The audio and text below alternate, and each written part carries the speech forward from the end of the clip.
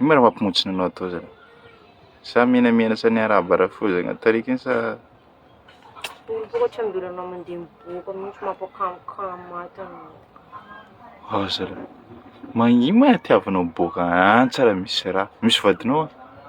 Nga efa mandeha miboaka de misy vady fa anao olo mba te handeha hijery boly araka amin'ny herinanao tsy ambilanao mandeha miboaka fa io an-trano ato fô anao amin'io mandeha miboaka any amin'io de zao amizay ato zao raiky ataonao tsy menatra ma zao mihero mama eo zao menatra amin'io.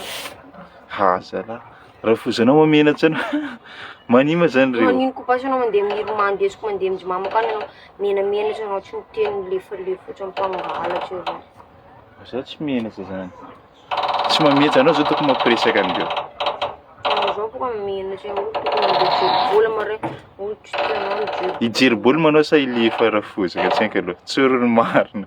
Hijery boly sa hilefa rafozana tsara. Hijery boly mba tena mansipispekta mare.